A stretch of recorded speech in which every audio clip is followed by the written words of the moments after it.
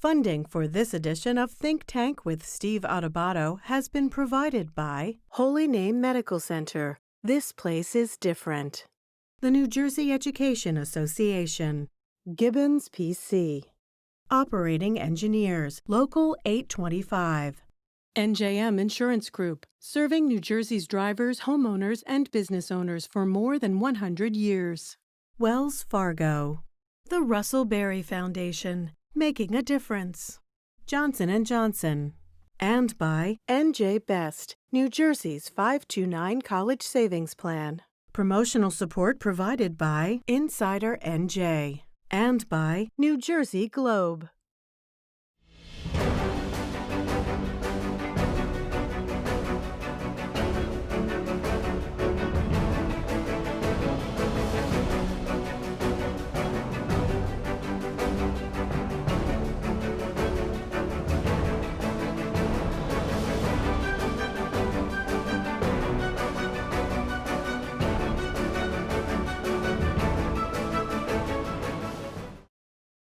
Welcome to Think Tank. I'm Steve Adubato. We're on News 12 Plus, as you always know. As you know, a couple times a week. I want to introduce my colleague, the senior producer of Think Tank, Nicole Swenarton. How we doing? We're doing great. How about you, Steve? I'm doing great. People are going to be even better when they see this program. On the back end of this edition of Think Tank, you'll see Eugene Cornacchia, the president of St. Peter's University. But on the front end, a major national congressional race in the 2nd District down in South Jersey, a bellwether for the nation. Jeff Van Drew was a Democrat, now Republican, a big Trump supporter, and Amy Kennedy, the Democrat, who's running against him. It's a huge race down there that, I'll tell you what, depending upon who wins that race, could tell us a lot about who becomes president, right? Absolutely. I think whoever wins that race, it'll tell a lot about the voters in that district and what they really want, because originally they had voted for Congressman Van Drew as a Democrat. A Democrat at the time. So it's pretty fascinating that he has now changed over to a Republican, and he is saying that he has a ton of support as a Republican. So as Dr. Cornacchia says at the end of this show, this is a critical election. And I think these two interviews with Congressman Van Drew and Amy Kennedy tell you exactly why. Absolutely. By the way, let's make sure we thank our underwriters of this program. Go ahead. Absolutely. We'd love to thank Holy Name Medical Center, Gibbons PC, International Union of Operating Engineers, Local 825, and NJEA. You know, real quick, we got about a few seconds left before we have to go to this clip. This entire Think Tank program. One of the things that strikes me is that a lot of politics and a lot of media coverage is about name calling, about horse race, about who said what about whom. Think Tank is different. We're on policy issues, right? Absolutely. We are not a horse race show. We are not MSNBC or CNN. So we are covering the actual issues, the issues that matter, talking about healthcare. We talked to Amy Kennedy about the Affordable Care Act and talking about COVID and how it's being dealt with or not. Absolutely. There's so many issues out there, and that's what's really important to talk about right now. Yeah, we're not interested in polls. We care about what you think after you watch this. So on behalf of Nicole and our entire team, without further ado, this is Think Tank. Hi, this is Steve Adubato coming to you remotely. In this particular program, we focus largely on the 2nd Congressional District and the race there, a race that's important in New Jersey and nationally. We kick off the program with United States Congressman Jeff Van Drew, who represents the 2nd District. Good to see you, Congressman. It's great to see you as well. Right after this, we'll be joined by the Congressman's Democratic opponent, Amy Kennedy. Congressman, let me ask you this. We'll try to stay on the issues, on policy, on COVID. Where has President Trump, whom you support down the line, where has he done well? Where has he fallen short on COVID as a leader? Well, I think he certainly has done well in that he has pointed out, from the very beginning, he was concerned that, we needed to have a travel ban. And if you remember, when he first instituted the travel ban, when we started to hear all the news of COVID, he was very much criticized almost as being a racist because he was having a travel ban out of China. It proved to be the right thing. And that was the beginning, I believe, of the president doing an awful lot of what is right. I mean, he was able to make sure we had enough respirators. Nobody is prepared, or nobody in recent history has ever been prepared for the type of event that occurred, yet we were able to get PPE together. We were able to help our businesses. We were able to financially make sure that, you know, these businesses and that individual people through extended unemployment, businesses through PPP were, you know, taken care of to some degree. Far from perfect and dependent upon each individual governor. So there's a lot that our governor has done here in New Jersey that I don't think has been good. We're the only state that didn't actually break out the way that we opened up the state. Even New York State, things were allowed in northern New York that weren't allowed in the city, which made sense. Yet in New Jersey, everything was done with a broad brush. And so, you know, I've disagreed with the governor on the way that he's gone about that. Our shore businesses have been hurt because of that. And that's more of a state issue and a gubernatorial issue. I think the president's done well. He's been involved. He's been involved literally just about every day. He's ensured that, you know, the dollars would be there where they were needed. And I think that at the end of the day, you know, God willing, when we come out of this thing, we'll look at this and know that we learned a lot and that there's a lot more to learn about a pandemic as well. Congressman, let me follow up. The United States has more than a quarter of all of the deaths, all of the cases in the world. I appreciate your explanation of where the president has done well, but I ask where we've fallen short. The United States has suffered more than virtually every other industrialized nation. Where has the president fallen short? Because a significant number of New Jerseyans and Americans believe he has. I'm not talking politics. I'm talking execution, leadership, and policy. Where are we falling short? I don't think that we have fallen that short, and that's why I'm trying to be clear here. There are individual governors who dealt with the situation in different ways, and it is the nature of our country that we always allow, obviously, individual states to have states' rights. So in a global pandemic? Of course, it has been allowed always, and I think most governors would want that. So I think the governor of New Jersey would argue that he should have some authority in a global pandemic on what happens in New Jersey. I don't necessarily agree with that or agree with what he did. Some, absolutely. I think the other problem has been that there's been a lot of politics around this, even in Washington, where we needed to get things done, and there were some folks, and I would argue, quite frankly, on the other side, that were too busy playing politics, trying to make the other side. The other side meaning the side you used to play for. Yes, correct. Okay. Exactly right. The Democrats. Yep. Everybody learns in life. Everybody gets smarter. You said your party left you. You didn't leave the party. I'm sorry for interrupting. Correct. What did you mean by that, Congressman?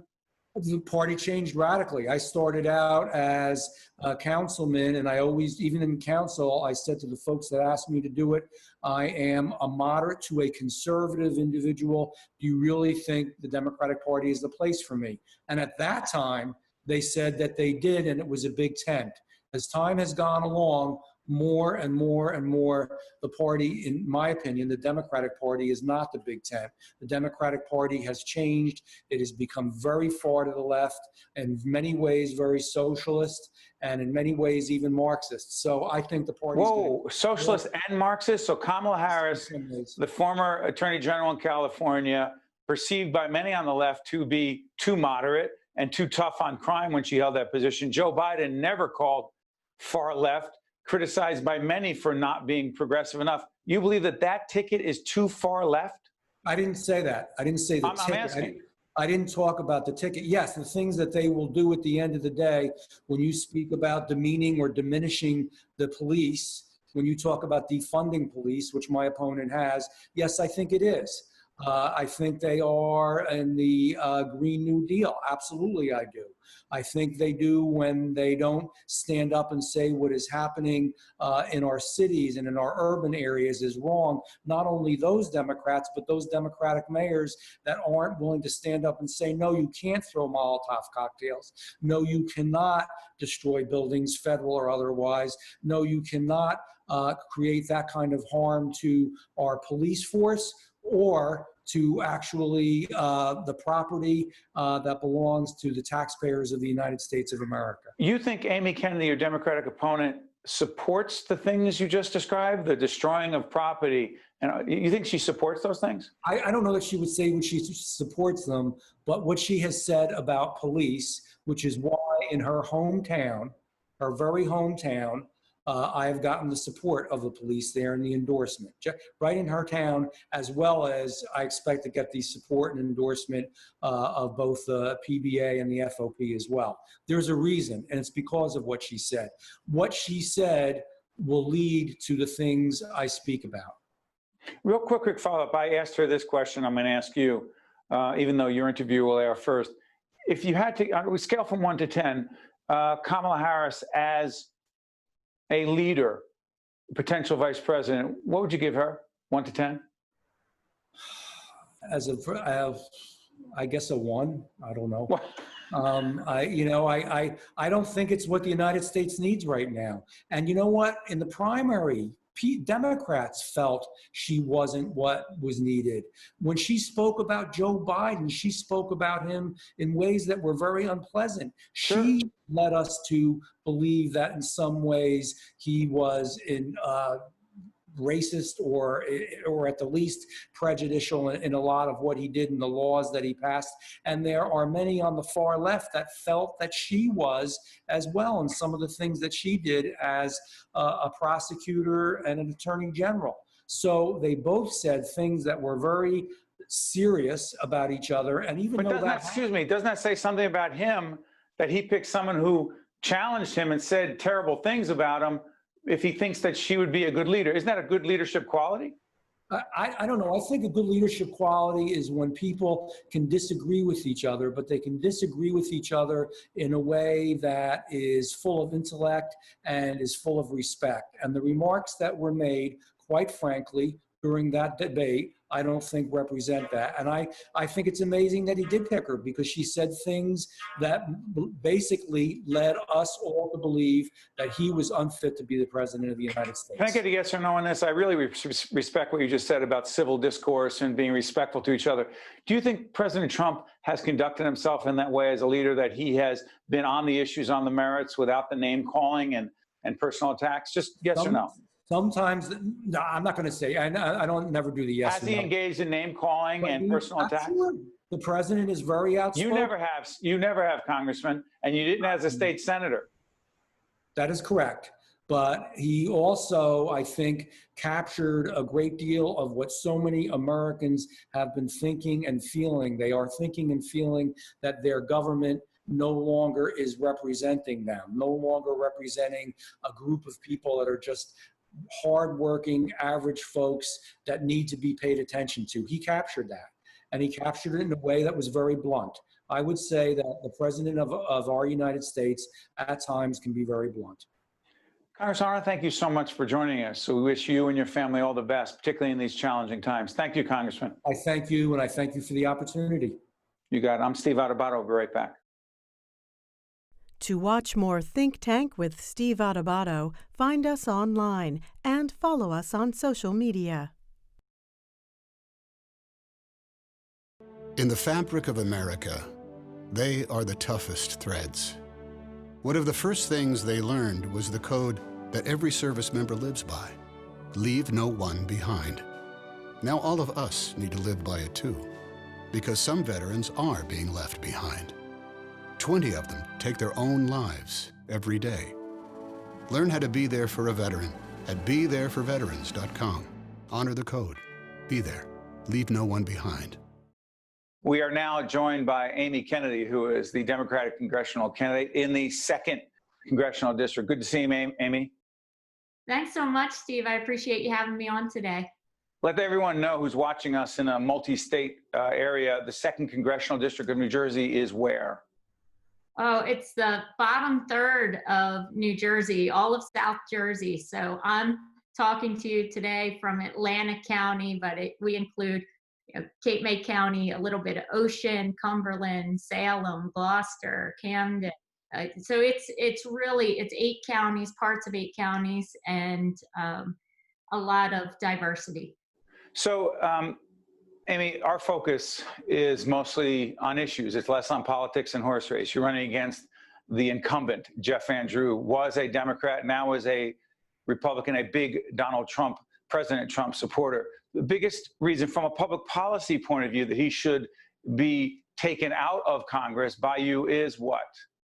I think what we've seen in the recent months is just a failure to really bring support that's needed in response to this virus. Things like the stimulus that we know so many people in South Jersey are struggling, and he hasn't been supportive of.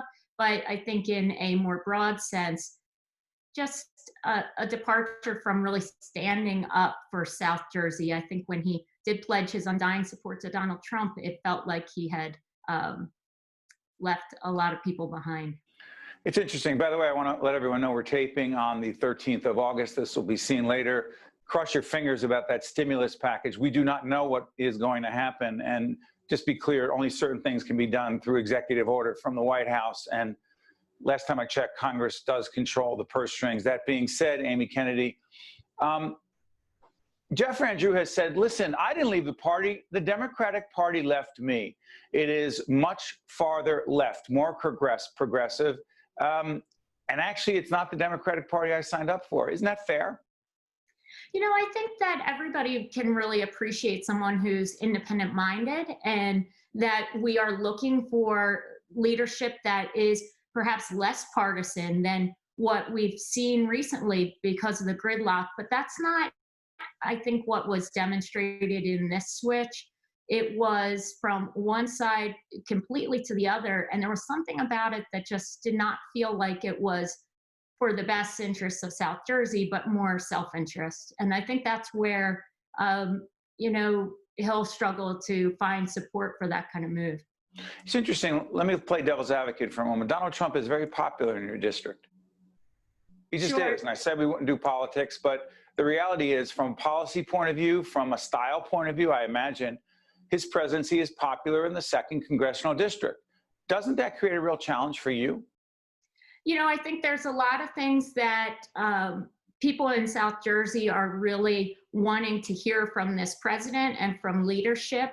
And now is the time to make healthcare a priority. The economy needs to be a focus. And as somebody who's grown up in South Jersey, I think that I'm able to connect with a lot of the concerns that the local people in this district are thinking about. Go back to the healthcare issue. The Affordable Care Act, still under attack by the Republicans in Congress, by the president. Not perfect, clearly, but what impact would it have on the constituents of the 2nd Congressional District if, in fact, serious changes were made to Obamacare? Yeah, people are really having a hard time right now. We know that we've got to protect and expand the Affordable Care Act at a time when this country is in the midst of a pandemic. We don't want people to be without life-saving treatment. And, because so much of healthcare is tied to employment, when we have such high rates of unemployment in this district, it's really a struggle for families. I want people to know that their pre-existing conditions will be covered, that any COVID-related treatment is going to be covered, and that they'll be able to, pay for or have the care that they need moving forward. Let me ask you this in terms of COVID. I'm up here in northern New Jersey, taping from my home. You're in your home down in Atlantic County, correct?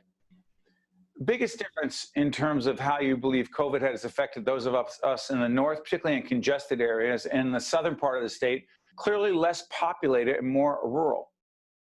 Yeah, it's it's still a concern for us because of the tourism industry, especially during the summer. There's a lot of influx of visitors, and we have to be really mindful of the role that can play, and just continue to ask people to be safe and careful and social distance and do what they can so that we're able to, get on the other side of this and maintain, our ability to flatten the curve in the way that we've done. I think New Jersey is in a better place right now than a lot of other states.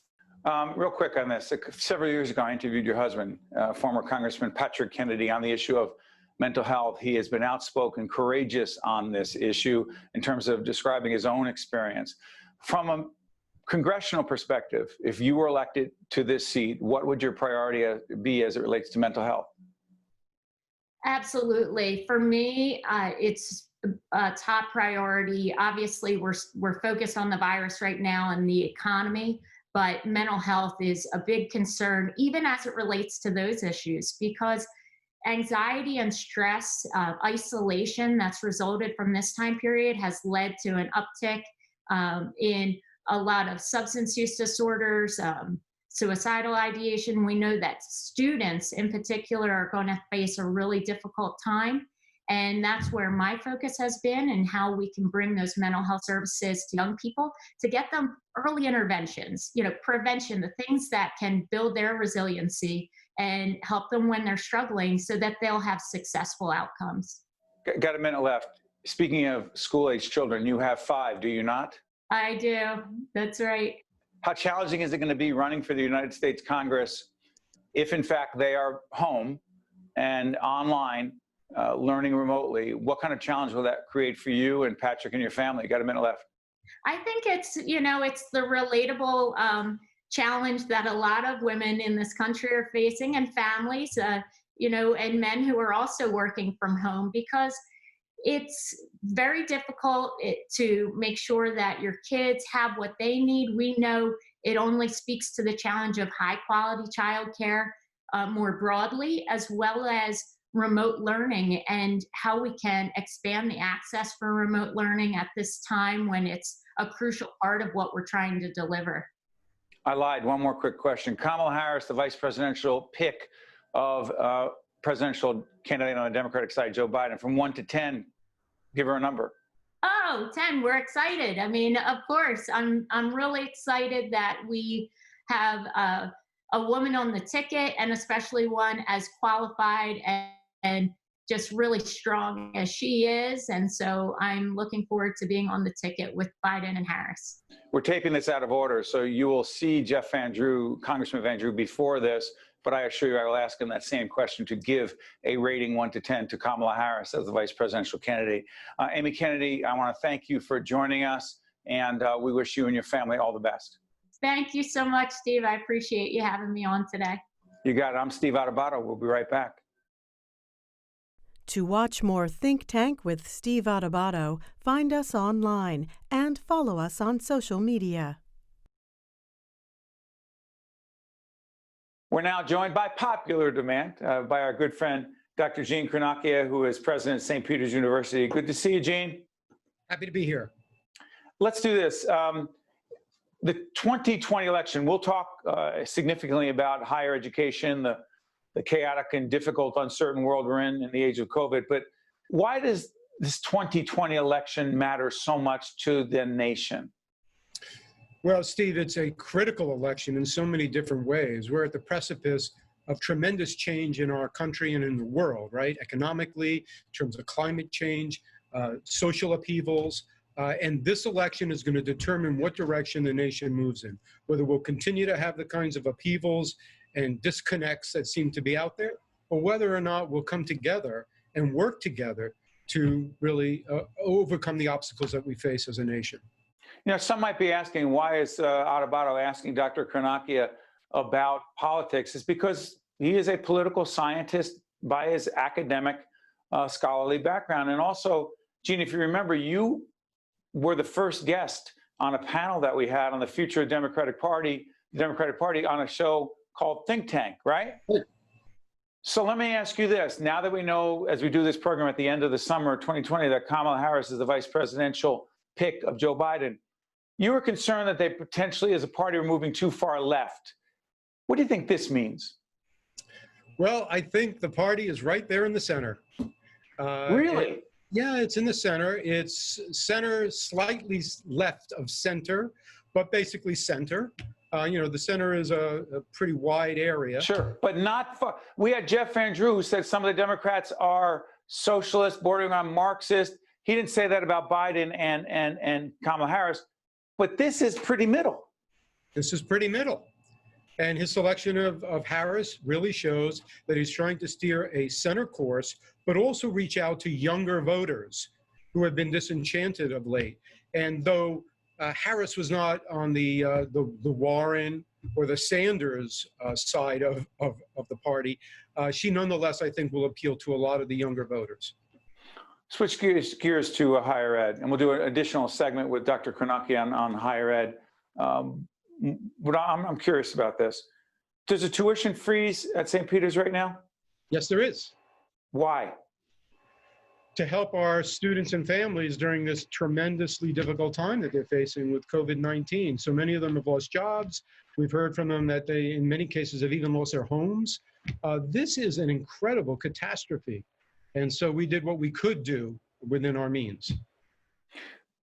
As we do this program at the end of the summer, is it fair to say St. Peter's will have a hybrid situation in terms of learning, or is it all remote? Well, you know, that's interesting, Steve. Fast moving. As we speak, things are changing constantly. Go ahead. The governor just issued a new executive order. So we have made the determination that we're going to stay all remote throughout the entire fall semester. And that was determined last week, actually, when we believed we would not be able to move into physical instruction. But in reconsidering that over the last day or so, we decided we're going to stay remote because ultimately it's the health and safety of our students, faculty, and staff that matters. I am not confident that it will be a safe environment to return in person. You're in Jersey City. How much of the decision-making process, and again, there are some universities and colleges in a wide open rural area, that is not the case because I've been to your campus so many times.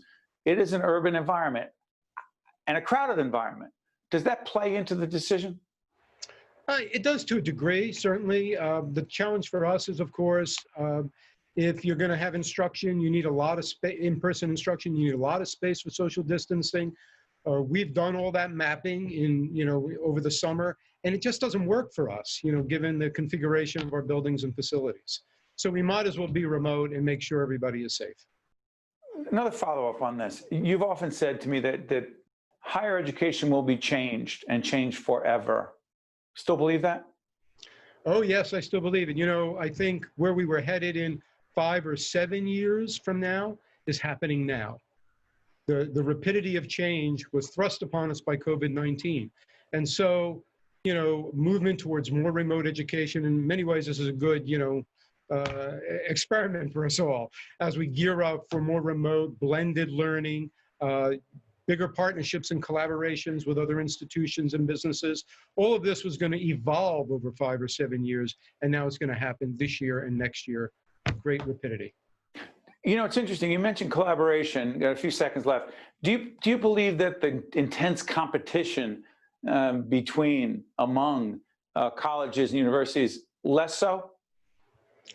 Oh, no, I think there's a great deal of competition. But, it's healthy. I believe in competition. It's healthy. It is healthy. It forces us to look at things we perhaps wouldn't have looked at, but necessarily have to. So I'm all for competition. Collaboration and competition, they are not mutually exclusive. Check that. That is coming directly from Dr. Eugene Cornacchia, who is president of St. Peter's University in beautiful Jersey City, New Jersey. Dr. Cornacchia, thank you so much for being with us. We appreciate it. You're welcome. And I want to thank you for watching. He's on. You're watching. I get it right, Gene. I've only been doing it for 30 years. I'll get it right. I'm Steve Adubato, I think. I'll see you next time. Think Tank with Steve Adubato has been a production of the CAUCUS Educational Corporation. Funding has been provided by Holy Name Medical Center, the New Jersey Education Association, GIBBONS PC, Operating Engineers, Local 825, NJM Insurance Group, Wells Fargo, the Russell Berry Foundation, Johnson & Johnson, NJ Best, New Jersey's 529 College Savings Plan, and by these public-spirited organizations, individuals, and associations committed to informing New Jersey citizens about the important issues facing the Garden State, and by Employers Association of New Jersey. Promotional support provided by Insider NJ and by New Jersey Globe. In the fabric of America, they are the toughest threads. One of the first things they learned was the code that every service member lives by: leave no one behind. Now all of us need to live by it too, because some veterans are being left behind. 20 of them take their own lives every day. Learn how to be there for a veteran at BeThereForVeterans.com.